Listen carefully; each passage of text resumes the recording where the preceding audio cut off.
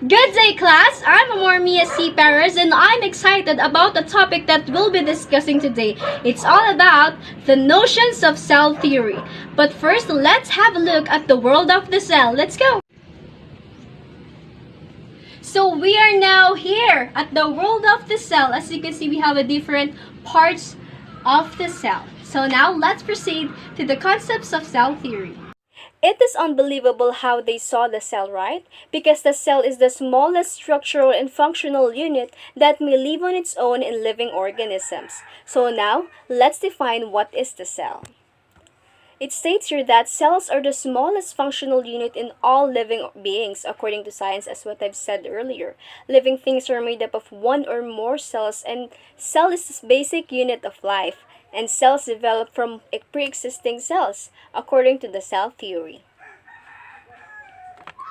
Did you know that the microscope we use now are significantly more advanced than those used by Antony van Leeuwenhoek? Yes, he is Antony van Leeuwenhoek. He is a Dutch shopkeeper with exceptional lens-making skills in the 1600s.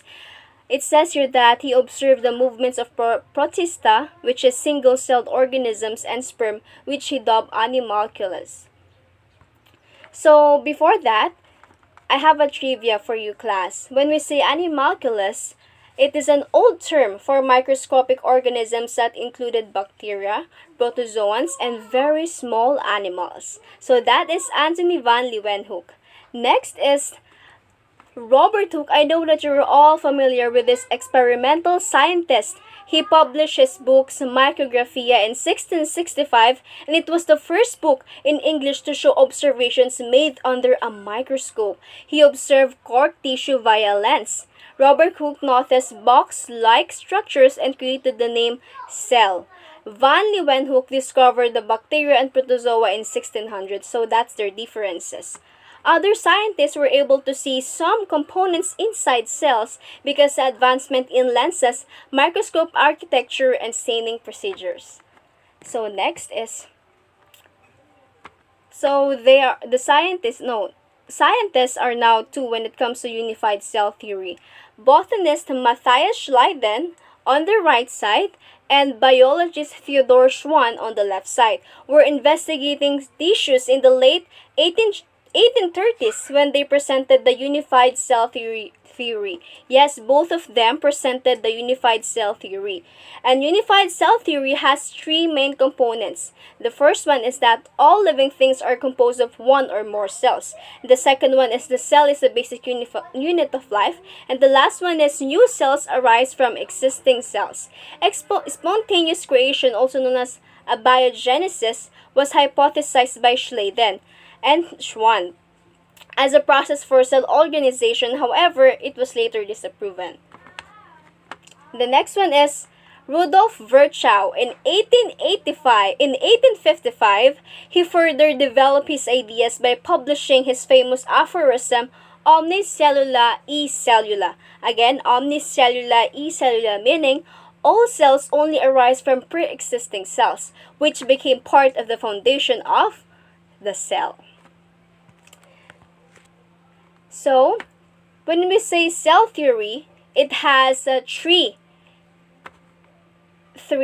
says here, the cell is fundamental unit of life, structure, and function in living things. All organisms are made up of one or more cells. Cells are from other cells through cellular division.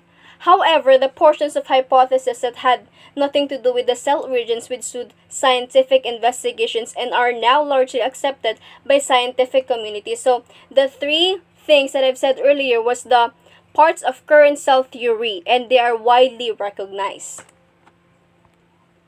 But we still have our expanded version in cell theory. It states here that cells carry genetic material passed to daughter cells during cellular division. And all cells are essentially the same in chemical composition. Energy flow occurs within cells. The importance of cell theory can't be ignored. Why? Understanding that all living things are made up of cells help us to better comprehend how organisms born, grow, and die. This knowledge aids our understanding of how life begins, why creatures adopt the forms they do, how cancer spreads, and how diseases might be controlled, among other things. And that's it for today. Thank you for listening. I hope you enjoy and understand our topic about the cell theory. I'm Amor Mia C. Perez from Bachelor of Secondary in Education.